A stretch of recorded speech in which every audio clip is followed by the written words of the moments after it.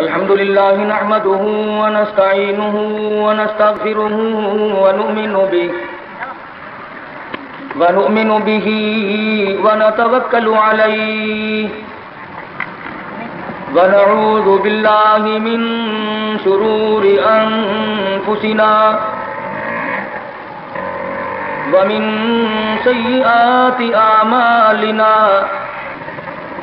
من يهده الله فلا مضل له ومن يضلله فلا هادي له ونشهد أن لا إله إلا الله وحده لا شريك له ولا نظير له ولا مثال له ولا مثل له ولا معين له ولا بصير له ولا مشير له ونشهد أن سيدنا وسندنا ونبينا وشفيعنا وهادينا ومرشدنا ومولانا إمام الأنبياء وسيد الأنبياء وخاتم النبيين باليقين محمدا عبده ورسوله أرسله بالحق بشيرا ونذيرا صلى الله تعالى عليه وعلى آله وأصحابه وأزواجه وذرياته وبارك وسلم تسليما كثيرا كثيرا أما بعد فأعوذ بالله السميع العليم من الشيطان الرجيم بسم الله الرحمن الرحيم يا أيها الناس اتقوا ربكم الذي خلقكم من نفس واحدة وخلق منها زوجها وبث منهما رجالا كثيرا ونساء واتقوا الله الذي تساءلون به والأرحام إن الله كان عليكم رقيبا وقال النبي صلى الله تعالى عليه وسلم النكاح من سنتي فمن رغب عن سنتي فليس مني وقال النبي صلى الله تعالى عليه وسلم من لم يرحم صغيرنا ومن لم يوقر كبيرنا فليس منا وقال النبي صلى الله تعالى عليه وسلم من أحيا سنتي عند فساد أمتي فله أجر 100 شهيد وقال النبي صلى الله تعالى عليه وسلم إذا ظهر الفتن وبالبدع فليظهر العالم علمه ومن لم يفعل فعليه لعنة الله والملائكة والناس أجمعين صدق الله مولانا العلي العظيم وصدق رسوله النبي الكريم ونحن على ذلك لمن الشاهدين والشاكرين والحمد لله رب العالمين درود شریف اللهم صل على محمد وعلى آل محمد كما صليت على إبراهيم وعلى آل إبراهيم إنك حميد مجيد اللهم بارك على محمد وعلى آل محمد كما باركت على إبراهيم وعلى آل إبراهيم إنك حميد مجيد قرآن کریم کی یہ آیات اس وقت تلاوت کی گئی سورہ نساء کی ابتدائی چند آیات ہیں. امام الانبیاء محبوب کبریا حضرت محمد الرسول اللہ صلی اللہ تعالی علیہ وسلم کے ارشادات میں سے 2-3 حدیث پاک کی تلاوت کی ہے. خدا بند کریم اپنے فضل و کرم سے اس آیت کی تشریح اور حدیث پاک کا مفہوم سمجھانے کی توفیق عطا فرمائے۔ یہ محفل، یہ مجلس ایک شادی کے سلسلے میں، اسی کی تقریب سعید کے سلسلے میں منعقد کی گئی۔ بہت اچھی بات ہے کہ اللہ اور اس کے رسول صلی اللہ علیہ وسلم کے ذکر خیر سے کسی شادی کی ابتدا کی جائے۔ اگر ہر آدمی یوں کرنے کی کوشش کرے تو لوگوں کے دماغ درست ہو جائیں گے، مگر وقت لگے گا۔ لوگ گانے بجانے کے عادی ہو گئے، فسق و فجور کی زندگی میں اپنے آپ کو محو رکھنے کے عادی بن گئے، نام کے مسلمان رہ گئے، کام کے مسلمان قبروں میں چلے گئے۔ آج مردوں کو بھی عورتوں کو بھی تعجب ہوتا ہے۔ اس نے کہا بھائی آج یہاں کیا بات ہے کہ جی شادی ہوگی، کہ یہ تو جلسہ ہے؟ شادی میں تو کسی فلمی ایکٹرس کا ناچ گانا بجانا ہونا چاہیے، تمہارے یہاں کراچی میں تو فلمیں دکھانی شروع کر دی۔ ساری دن دولت کی بات ہے اور کچھ نہیں۔ ہماری اگر بات آج نہیں سنتے تو وقت آئے گا کہ یاد کرو گے۔ بڑوں بڑوں کو ہم نے سیدھا ہوتے دیکھا۔ جب مصیبت کا چکر پڑتا ہے، جب پریشانیوں کا ازدحام آدمی کے اوپر ہوتا ہے، ہوش نہیں آتا، پھر آدمی مسجد کا رخ کرتا ہے، لمبی لمبی دعائیں مانگتا ہے۔ اسی کو قرآن کریم کہتا ہے وَإِذَا أَنَعْمْنَا عَلَى الْإِنسَانِ أَعْرَضَ وَنَأَىٰ بِجَانِبِهِ، جب آرام پہنچتا ہے، کاروبار صحیح چلتا ہے تو کروٹ نہیں بدلتے، اللہ کا نام لینے کی توفیق نہیں رہتی، خدا بندے کریم کو یاد کرنے کے لیے وقت نہیں ملتا۔ اتنا لمبا پہاڑ شادی کا بنا دیا، غریب آدمی کے بس کی بات نہ رہی۔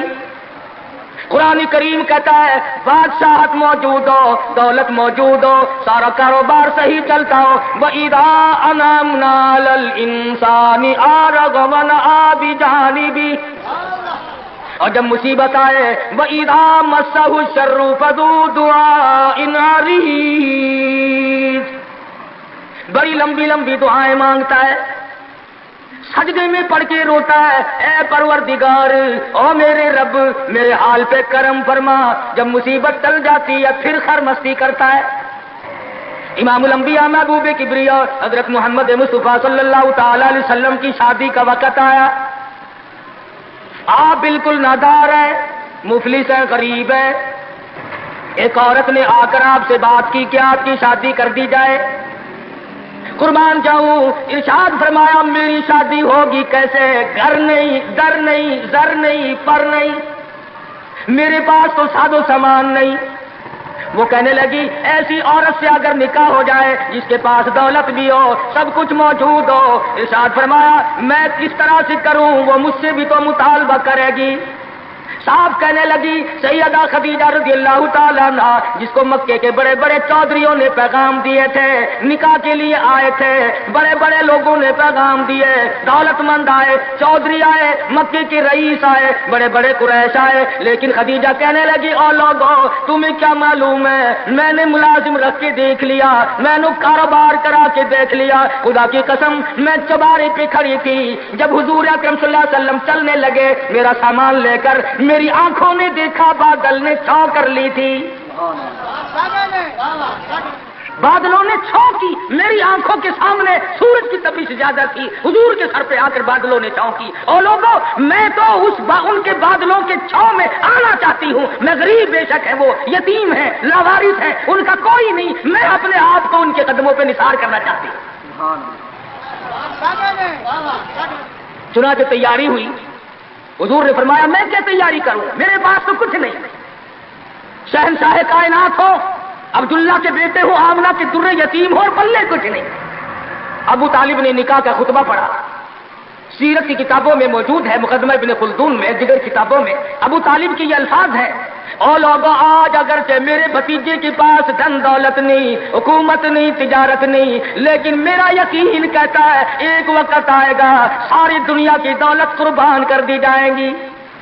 حضور اکرم صلی اللہ تعالی علیہ وسلم کا سب سے پہلا نکاح سیدہ خدیجہ رضی اللہ تعالی عنہا کے ساتھ ہوا، اور حضور نے یہ ثابت کر دیا آقا دو عالم صلی اللہ علیہ وسلم کی عمر مبارک 25 سال ہے اور سیدہ خدیجہ کی عمر 45 سال ہے۔ تو عرض کر رہا تھا عمر کا تناسب نہیں، نبی نے ہر اس رسم کو توڑا اور اس ذوم باطل کی تردید کر دی عملی طور پر، جس کو دنیا کے لوگ چلا کرتے تھے اور بازاروں میں تنتنایا کرتے تھے۔ یہ کوئی مناسبت ہے کہ حضور کی عمر شریف 25 برس ہے اور خدیجہ کی عمر 45 برس ہے؟ عمر والے مسئلے کو ختم کر دیا گیا حضرت خدیجہ اور پھر کمال یہ کہ اللہ پاک نے اس ہی مائی کے پیٹ سے اولاد دی جس کی عمر حضور سے دگنی تھی۔ آج تو اگر تھوڑی سی عمر زیادہ ہو جائے لڑکی کی، پھر تو لوگ فتا لے کر کے آتے ہیں کہ میاں ناپ کے دیکھو پہلے کتنی بڑی ہے۔ کون زوم کرتا ہے، کون گمان کرتا ہے؟ پچھلے سال میرے پاس ایک آدمی آیا اور کہنے لگا قاری صاحب ایک دعا کر دیں۔ میں نے کہا کہ کہ پہلے تو لڑکی کا رشتہ مانگنے کے لیے کافی لوگ آتے تھے، ہمیں ہوش نہ آیا، اب عمر کچھ زیادہ ہو گئی، اب کوئی مانگتا ہی نہیں۔ میں نے کہا دریا چناب میں دھکا دے دو، اب لے گا کوئی نہیں۔ پتا چلا شرافت بڑی چیز ہے، طہارت بڑی چیز ہے۔ یہ عمر کا بھی مسئلہ جو ہے یہ دیکھنے آج کل اگرچہ دیکھنا پڑتا ہے لیکن اس کی مناسبت کوئی نہیں۔ اگر لڑکی کی عمر زیادہ ہو تو حضور کے عمل نے پہلے یوں تردید کر دی، اور پھر ایسا وقت بھی آیا کہ حضور اکرم صلی اللہ علیہ وسلم کی عمر مبارک تقریباً 42 برس ہے اور سیدہ عائشہ صدیقہ رضی اللہ تعالی عنہا کی عمر 6 برس ہے۔ حضور کے عمل نے اس بات کو بھی توڑ دیا کہ اگر لڑکے کی زیادہ عمر ہو جائے تو کوئی بات نہیں، سنت کے خلاف نہیں ہے، شریعت کے خلاف نہیں ہے۔ سیدہ عائشہ صدیقہ رضی اللہ تعالی عنہا کی عمر مبارک اس وقت 9 برس ہے جب رخصتی ہوئی، اور حضور صلی اللہ علیہ وسلم کی عمر شریف میں حیات اور زندگی میں سیدہ عائشہ صدیقہ نے 18 برس گزارے۔ تو میں عرض کر رہا تھا سیدہ خدیجہ رضی اللہ تعالی عنہا کا جب انتقال ہو گیا تو بچیوں کا تمام دیکھ بھال، نگرانی اور سارا اہتمام حضور کے گلے میں آ پڑا۔ آپ بڑے پریشان ہوئے، غرض کہ آپ نے اپنے عمل سے یہ سارے کے سارے زندگی کی جتنی رسومات تھی ان سلم کے بارے میں قرآن کریم نے صراحت کے ساتھ فرما دیا، وَوَجَدَكَ عَائِلًا فَأَغْنَىٰ۔ اور میرے نبی، ہم نے خدیجہ کے مال کے ساتھ آپ کو بے نیاز اور مستغنی بنایا۔ خدیجہ رضی اللہ تعالیٰ عنہ مکے کی تاجرہ تھی، مکے کی رئیسہ تھی، مکے کی بہت بڑی دولت مند تھی، لیکن گھر میں حضور کے آ کر پھر یہ ہاتھ نہیں رکھا یہ دولت میری ہے، یہ مال میرا ہے، حضور کے سپرد کر دیا۔ اور میرے آقا میری جان بھی، میرا دل بھی، میرا ایمان بھی، میرا مال بھی سارے کا سارا آپ کے حوالے۔ سیرت کی کتابوں میں موجود ہے، حضور نے فرمایا خدیجہ عورت ذات ہے، میرے حوالے مال کرے گی، کل کو ختم ہو جائے گا، پچھتائے گی۔ عرض کرنے لگی میرے آقا آپ چاہے ایک دن میں ختم کر دیں میں اوف نہ کروں گی۔ چنانچہ دوسرے ہی دن حضور اکرم صلی اللہ علیہ وسلم نے محض چند دنوں میں جتنی خدیجہ کی دولت تھی ساری مکے کے غریبوں میں تقسیم فرما دی۔ سیدہ خدیجہ کے عمل نے اس بات کی بھی تردید کر دی کہ جب تم شادی ہو کر کے آ گئی ہو تو تم بھی اور تمہارا مال بھی سب اس کے سپرد ہے۔ حضور صلی اللہ علیہ وسلم نے اپنی 11 شادیاں فرمائی اور 4 بیٹیوں کی شادیاں فرمائی۔ سیدہ رقیہ رضی اللہ تعالیٰ عنہ کی شادی عثمان بن نورین رضی اللہ تعالیٰ عنہ کے ساتھ فرما دی۔ دونوں کے دونوں میاں بیوی ایک جگہ بیٹھے تھے، حضور تشریف لے آئے، فرمانے لگے رب اکبر کی قسم میں نے ساری زندگی میں اتنا حسین جوڑا نہیں دیکھا۔ اور حضرت رقیہ رضی اللہ تعالیٰ عنہ نے حضرت عثمان کے ساتھ لگ کر حبشے کی ہجرت فرمائی، پھر مدینہ منورہ کی ہجرت فرمائی۔ اس لیے قرآن کریم نے فرما دیا یا ایھا الناس، اے لوگوں، او انسانوں، او آدمیوں، او مردوں، اے عورتوں، اتقوا ربکم، ڈرو اپنے پروردگار سے۔ کس معاملے میں ڈریں، کن حالات میں ڈریں، کیا کرتے ہوئے ڈریں؟ ربکم الذی خلقکم من نفس واحدۃ وخلق منها زوجها وبث منهما رجالا کثیرا ونساء۔ اے لوگوں ڈرو اس پروردگار سے، تمہیں ایک آدمی سے اور ایک عورت سے پیدا کیا گیا، یعنی آدم علیہ السلام سے، اور حضرت حوا سے تمہیں پیدا فرمایا پروردگار عالم نے۔ اس لیے قرآن کریم کا مطلب کیا ہے، مقصد کیا ہے، منشا کیا ہے یوں ڈرانے سے، کس لیے ڈرا رہے ہیں؟ خداوند عالم فرماتے ہیں اگر تو امیر آدمی ہے، لڑکی غریبوں کی ہے تو مجھ سے ڈر جا۔ یہ عیب نہ بنا کہ لڑکی غریب کی ہے میں امیر ہوں، کیوں؟ میں وہ بے نیاز ہوں، شام کو سوئے لکھا پتی، صبح کو اٹھے تو ٹکڑوں کا محتاج۔ میں ایسا بھی کر دیتا ہوں، شام کو سوئے بادشاہ، صبح کو اٹھے تو جیل کی کوٹڑی میں پڑا۔ میں ایسا بھی کر دیتا ہوں کہ کروڑوں کا مالک ہے، اگر موت آ گئی تو کفن چندے کا پڑ رہا ہے۔ فرمایا لڑکی والوں کو یہ حق نہیں کہ وہ لڑکے کے بارے میں یہ کہیں کہ یہ تو غریب ہے، ہم اس کو کیسے دیں؟ آؤ پھر قرآن کریم سے پوچھ لیں، ہم مسلمان ہیں، ہمارا قرآن پہ ایمان ہے، محمد عربی صلی اللہ علیہ وسلم کے فرمان پہ ہم سب کا ایمان ہے۔ آؤ قرآن سے پوچھیں کہ لڑکا لڑکی کی جب شادی کرنے کی نوبت آئے تو کیا دیکھنا چاہیے، کیا ڈھونڈنا چاہیے، کیا تلاش کرنا چاہیے؟ قرآن کریم سے ہم نے پوچھا کیا بنگلہ دیکھے؟ فرمایا نہیں۔ آج بنگلے والا کل کو قبر میں ہو سکتا ہے، آج بنگلے والا کل کو فٹ پاتھ پہ سو کر کے وقت کاٹنے والا بن سکتا ہے۔ کوٹھی والا تلاش کریں؟ فرمایا نہیں۔ کوئی اونچی ملازمت والا، اونچی پوسٹ والا لڑکا تلاش کریں؟ فرمایا نہیں۔ زیادہ لکھا پڑھا دیکھیں؟ فرمایا نہیں نہیں۔ دھن دولت والا دیکھیں؟ نہیں۔ کاروبار والا تلاش کریں؟ فرمایا نہیں۔ لڑکی بھی اسی طرح سے مالدار کی تلاش کریں؟ فرمایا نہیں۔ دولت مندوں کی تلاش کریں؟ نہیں۔ پھر اے اللہ کے قرآن تو ہمیں بتا، ہم کیا معلوم کریں، کیا دیکھیں، کیا سنبھالیں، کس چیز کی تلاش کریں؟ فرمایا وَلَا تَنكِحُوا الْمُشْرِكَاتِ حَتَّىٰ يُؤْمِنَّ۔ نعرہ تکبیر!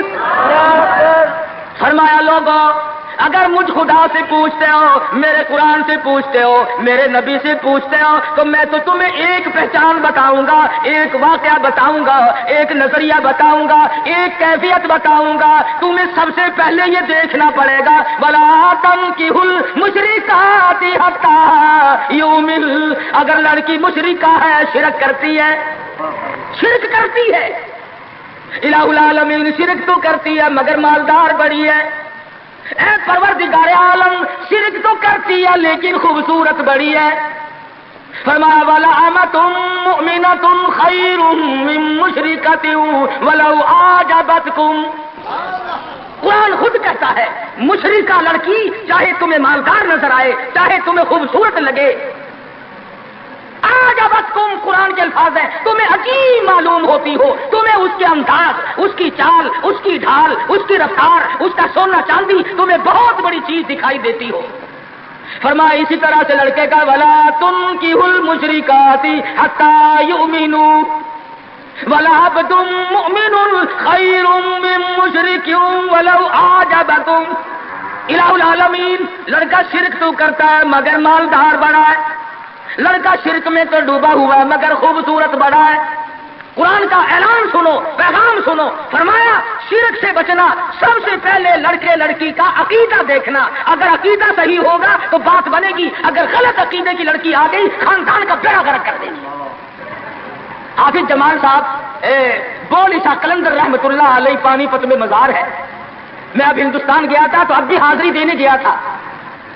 ہم اولیاء کرام کو بڑا مانتے ہیں، میں بول عیسیٰ قلندر رحمت اللہ علیہ کے مزار پہ گیا اور رات وہیں ٹھہرا۔ مولانا حالی پانی پتی کی قبر بھی وہی اور بول عیسیٰ قلندر کا مزار بھی وہی۔ تو لکھا ہے کہ جس وقت بول عیسیٰ قلندر رحمت اللہ علیہ پیدا ہوئے تو بڑے روئے، بہت روتے تھے۔ تو ایک بزرگ آئے جنہوں نے ان کے والد کو مبارکباد دی کہ بچے کی مبارک ہو۔ انہوں نے کہا حضرت مبارک تو آپ دے رہے ہیں مگر بچہ جس دن سے پیدا ہوا اتنا رو رہا ہے کہ ناک میں دم کر دیا۔ فرمایا میرے پاس تو لاؤ ذرا، لے آئے۔ اللہ والے نے ذرا سا اس کان کو منہ لگایا اور ذرا سا اس کان کو منہ لگایا، بچہ خاموش ہو گیا۔ واپس جانے لگے۔ شاہ فخر الدین رحمہ اللہ اولیاء کرام میں سے ہیں، بزرگان دین میں سے ہیں۔ شاہ بہاء الحق زکریا ملتانی رحمت اللہ علیہ کے داماد ہیں، جو لڑکی یہاں رہتے رہتے فوت ہو گئی تھی۔ تو شاہ فخر الدین نے کہا حضرت بتاؤ، فرمایا تمہیں معلوم نہیں بول عیسیٰ قلندر کی والدہ اماں قرآن کریم کی حافظ ہے اور قرآن سے اتنا عشق ہے، اتنا لگاؤ ہے، اتنا سوز و گداز ہے، اتنی محبت ہے کہ ایک ختم قرآن کا روزانہ پڑھتی تھی۔ بچے کو پیٹ میں لے کر ایک ختم قرآن روزانہ کا پڑھتی تھی۔ تو بچے کی روح کا اور قرآن مجید کا اتنا گہرا تعلق ہو گیا۔ اب چونکہ اماں زچگی میں آ گئی، چلے میں پڑ گئی، اس لیے یہ قرآن نہیں پڑھتی۔ ارے آدھی کی عادت ٹوٹی، ناشی کا نشہ ٹوٹا، روئے نہ تو کیا کرے۔ میں نے اس بچے کے کان میں ایک آیت اس میں پڑھی، ایک آیت اس طرف پڑھی، بچے کی روح کی غذا مل گئی، خاموش ہو گیا۔ بات یہ کر رہا تھا کہ یہ سارے کے سارے معاملات قرآن کریم کا اعلان ہے، عقیدہ دیکھو، نظریات معلوم کرو۔ اگر غلط عقیدہ گھر میں آ گیا تو بات بگڑے گی، وہ اپنے ساتھ ساتھ اوروں کو بھی لے بیٹھے گی۔ اور علماء کرام نے لکھا، تجربے سے بھی یہ ثابت ہوا کہ عورت کی جو گود ہے، عورت کی جو گود ہے یہ پرائمری سکول بھی ہے، یہ مڈل سکول بھی ہے، یہ میٹرک سکول بھی ہے، یہ کالج بھی ہے، یہ وہ یونیورسٹی ہے جس سے نبی بے نیاز نہیں، ولی بے نیاز نہیں، قطب اور ابدال بے نیاز نہیں۔ اس کالج میں ہر بچہ پڑھتا ہے، ماں کی گود میں لازمی پڑھتا ہے۔ اور لوگوں اس کالج کو سنبھالو، اس پرائمری سکول کے استاد کو سنبھالو، اس کالج کے پروفیسر کو سنبھالو، اور وہ ہے بچے کی اماں۔ ہمارے یہاں بالخصوص عورتوں کی تعلیم کا، دینی تعلیم کا کوئی انتظام نہیں کرتے۔ بچپن میں چھوٹی چھوٹی بچیاں مسجد میں وقت بے وقت گئیں اور قرآن کریم پہ انگلی پھیر لی، مٹھائی تقسیم ہو گئی کہ آج پروین کا قرآن ختم ہو گیا۔ نہ اسے عقیدے کا پتہ، نہ اسے نظریے کا پتہ، نہ اسے یہ معلوم کہ میں مسلمان ہوں اور مجھ پہ کن چیزوں کا فرض منصبی جو ہے وہ لاگو ہوتا ہے۔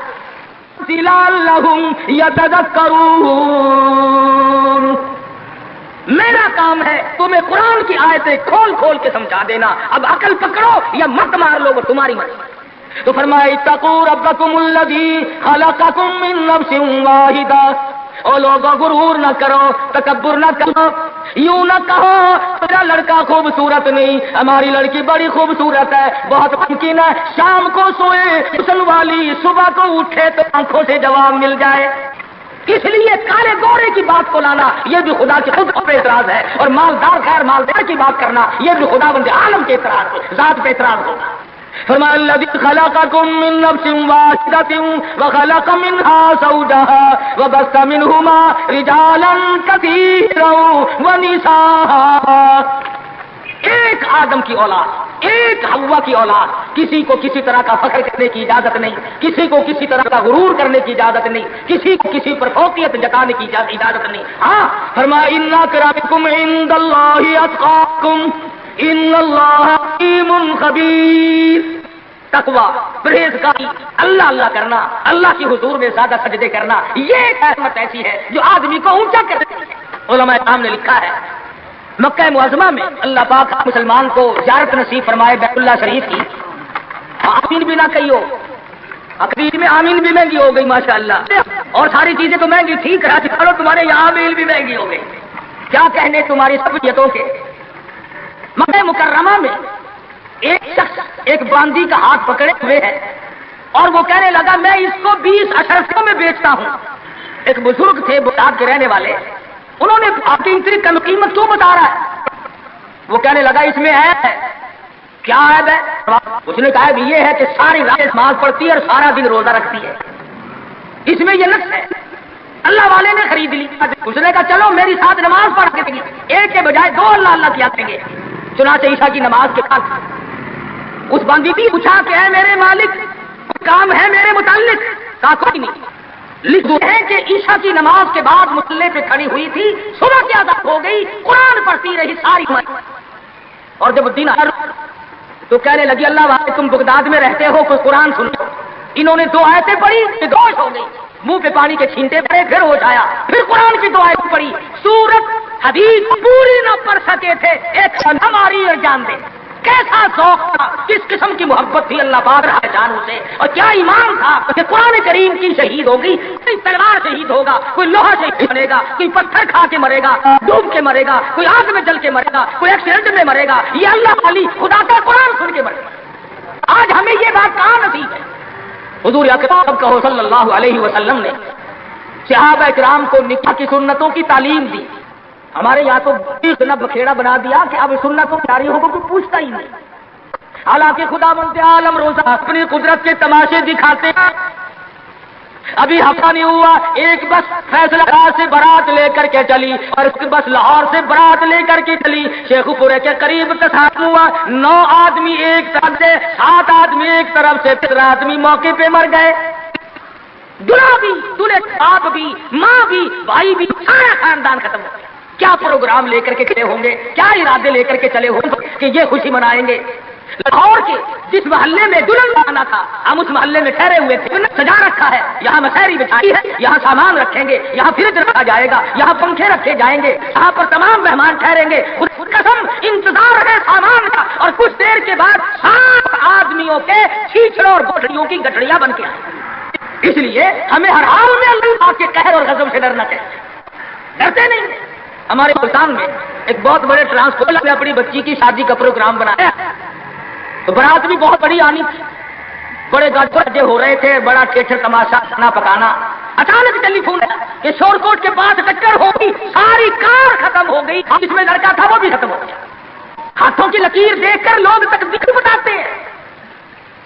ساری عمر قرآن پڑھنے کے بعد اپنی تقدیر کا پتہ نہیں. میں کہتا ہوں کہ نبی کو اپنی تقدیر کا علم نہیں کہ صبح کیا ہوگا، رسول کو علم نہیں، وقت کو علم نہیں، اور یہ فٹ پاتھ پہ بیٹھ کر لوگوں کے ہاتھوں کی لکیر دیکھ کر تقدیر بتاتے ہیں. جب پر یقین کیا جاتا ہے. ہم ہیں مسلمان. ایک مرتبہ لاہور میں فٹ پاتھ پہ بیٹھا ہوا آدمی لوگوں کے ہاتھوں کی لکیر دیکھ رہا تھا اور تقدیر بتلا رہا تھا. بڑے لوگ کھڑے تھے، اچھے خاصے بڑے لوگ. کسی کو کہتا تھا تجھے بڑی اونچی ملازمت ملے گی، بہت اونچی پوسٹ پہ تو جائے گا. بس بابو جی اکڑ جاتے تھے، کیا کھانا بس تو جی گورنر سے کم تو نہیں ہوں گا نا. اور لوگ پیسے بھی دے رہے تھے، تقدیر لکھ رہے تھے. ہم مجمع میں کھڑے تھے، میں نے اپنے دوستوں سے کہا کہ یار آؤ ذرا ہم بھی دیکھیں تقدیر بتانے والا ایسا ہے. وہ مجمع میں سے آگے کو نکل کر میں نے بھی آگے ہاتھ کر دیا. میں کہا سائی جی ذرا دیکھو میری تقدیر شادی ہے کہ نہیں. وہ بدبخت نے اچھی طرح دیکھی بھی نہیں. میرا ہاتھ جھٹک کر کے کہنے لگا نہیں تیری شادی نہیں ہوتی. اور میں کہا کھوتے تیرے باپ کے 8 بچے کھیل رہے ہیں، تجھے کیسے معلوم ہو گیا کہ شادی نہیں ہونی؟ البتہ اگر تو دوسری شادی کے بارے میں کہتا ہے تو بات اور ہے. وہ سارا اس کا کھیل ختم ہو گیا.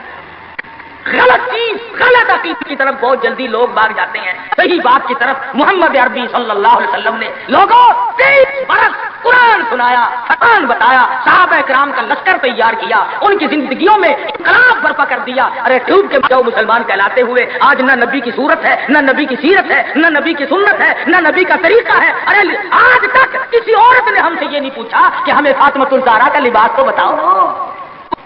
آج تک کسی مائی نے ہم سے یہ نہیں پوچھا خدیجہ کا لباس بتاؤ. کوئی ماں بہن آج تک یہ پوچھنے نہ آئی ایسا صدیقہ رضی اللہ تعالیٰ عنہا کا لباس بتاؤ، ام حبیبہ کا لباس بتاؤ، ام سلمہ کا لباس بتاؤ، رقیہ ام کلثوم زینب کا لباس بتاؤ. کون پوچھے؟ کرنا ہو تو پوچھے. مدنی کریم صلی اللہ تعالی علیہ وسلم نے صحابہ کرام کی زندگی میں انقلاب برپا کر دیا. شادیاں حضور سے پوچھ کے کرتے ہیں. خدا کی قسم وہ شادیاں کتنی متبرک ہوں گی، کتنی برکت والی ہوں گی جن میں حضور نکاح پڑھانے کے لیے تشریف لاتے تھے.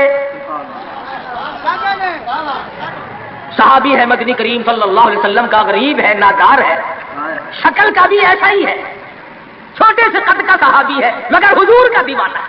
دریائے کرم جوش میں آیا، فرمایا جلیبی تم نے شادی کی کہ نہیں؟ عرض کیے یا رسول اللہ میری شادی کون کرے، غریب ہوں، نادار ہوں، مفلس ہوں. فرمایا جا فلاں صحابی کے پاس چلا جا، اس کے پاس لڑکی ہے، میری طرف سے جا کے پیغام دے دے. اس نے پیغام دیا، منظور ہو گیا، بڑا خوشی خوشی آیا، آ کے کہنے لگا کالی کملی والے صلی اللہ علیہ وسلم میرا کام بن گیا، میرا گھر بسے گا، میری چوک بسے گی، میرا گھر آباد ہوگا، مگر میرے پلے کچھ نہیں. فرمایا جا عثمان غنی سے 300 درہم قرض لے لے، تیرا قرض میں محمد الرسول اللہ ادا کروں گا.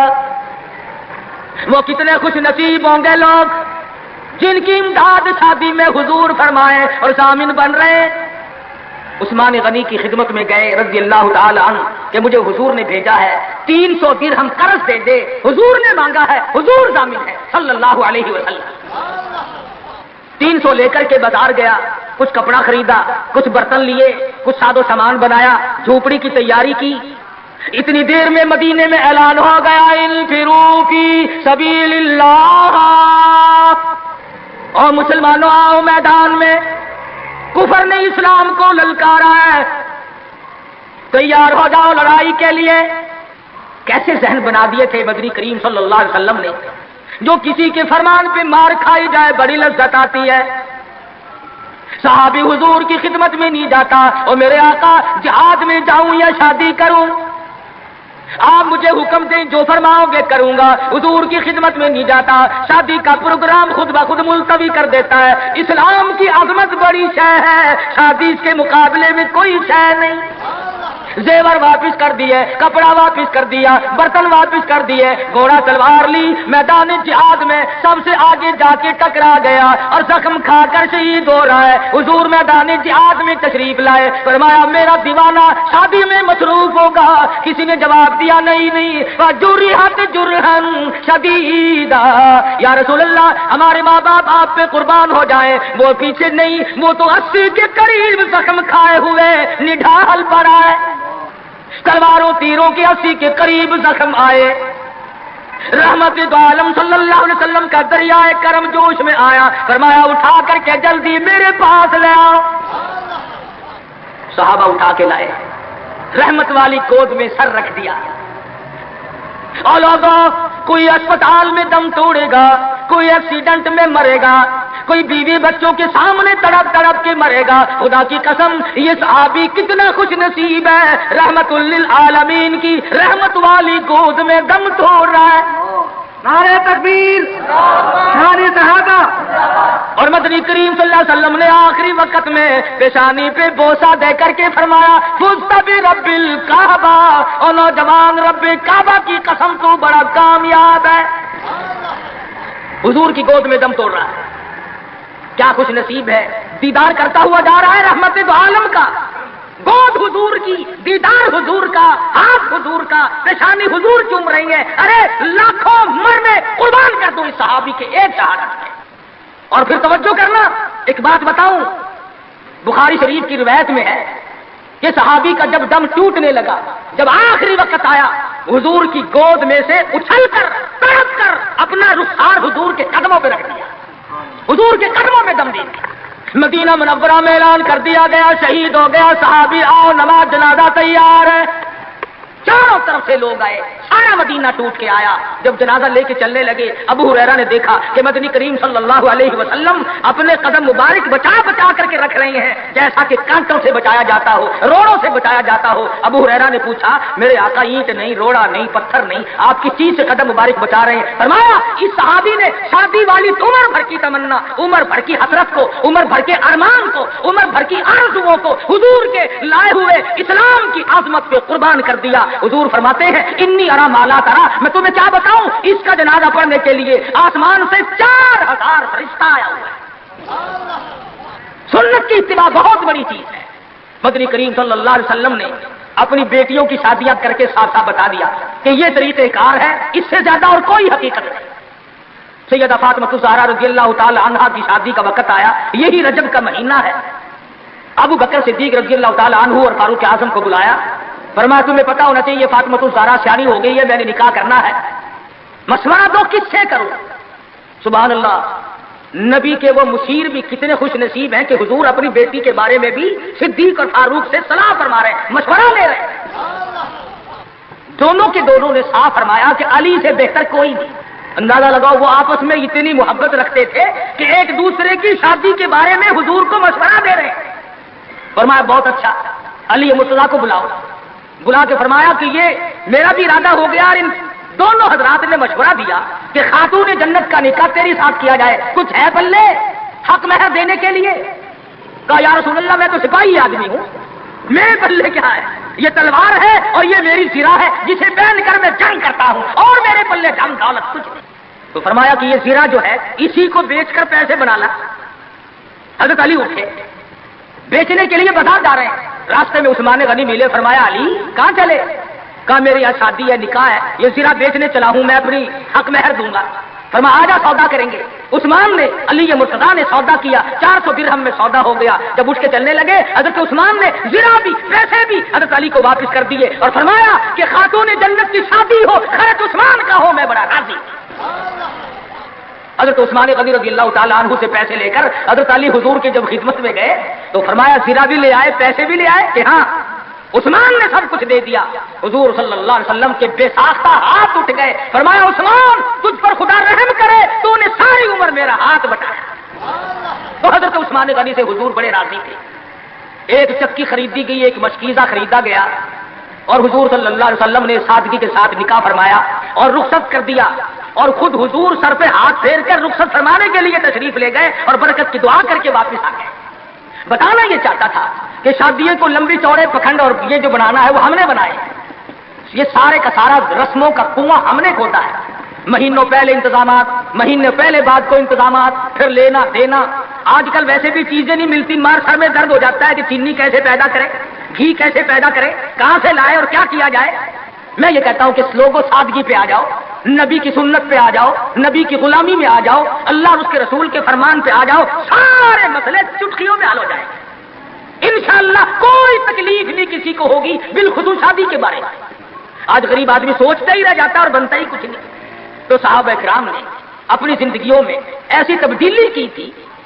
سیدنا سلمان فارسی نے حضرت طلحہ سے کہا کہ طلحہ فلاں صحابی کے پاس لڑکی ہے، میں نکاح کر لوں گا، میرا بھی گھر بس جائے گا، ذرا تو پیغام دے کے آ۔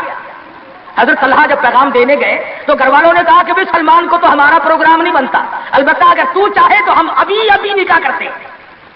انہوں نے کہا چلو میرا ہی کر دو، وہ نکاح ہو گیا۔ 8 دن یا 15 دن یا مہینے کے بعد حضرت سلمان کی نظر پڑی، فرمایا طلحہ یار تیرے ذمے کام لگایا تھا، جواب نہیں دیا۔ حضرت طلحہ نے گردن جھکا دی، فرمایا میں شرم کے مارے تیرے پاس نہ آیا، گیا تو تیرے لیے تھا، انہوں نے میری ساتھ نکاح کر دیا، تجھ سے ملتے ہوئے شرم آئی، تیرے کام گیا تھا، میں نے اپنا کام کر لیا۔ سلمان فارسی کا عمل دیکھو، نبی کی صحبت کا اثر تو دیکھو، نبی کی نظر کرم کا جلوہ تو دیکھو۔ سلمان نے رو پڑے، فرمایا طلحہ مجھے تجھ سے خود شرم آتی ہے، مقدر میں تو تیرے تھی، میں بیچ میں ٹانگ کیوں اڑا رہا تھا؟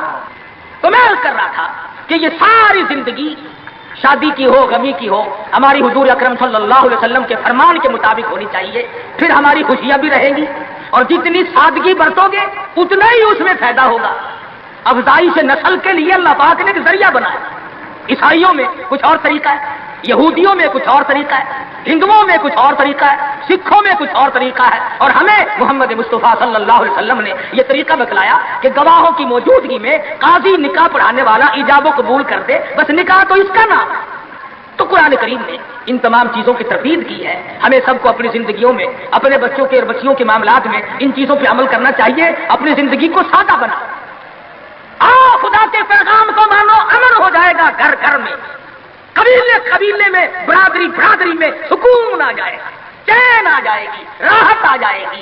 اس لیے کہ جب سادگی کے ساتھ کرنے کے عادی بنیں گے تو لوگوں کو تمام طرف سے ریس پڑے گی۔ اس لیے اللہ پاک سے دعا کرو، اللہ پاک کی شادی خانہ بادی کو باعث برکت بنائے اور تمام خاندان کے لیے رحمتوں کا ذریعہ بنائے۔ اللہ پاک عمل کی توفیق عطا فرمائے۔ وآخر دعوانا ان الحمدللہ رب العالمین۔ بسم اللہ الرحمن الرحیم۔ اللهم صل وسلم وبارك على سيدنا ومولانا محمد النبي الامي الهاشمي وعلى اله واصحابه برة الكرام۔ پروردگار عالم ہم سب مسلمانوں کو حضور صلی اللہ علیہ وسلم کی سنتوں پہ عمل کی توفیق عطا فرما، ہم سب کو حضور اکرم صلی اللہ علیہ وسلم کا غلام بنا، حضور کی غلامی میں موت آئے، غلامی میں حشر ہو، عظمت اور محبت نصیب فرما۔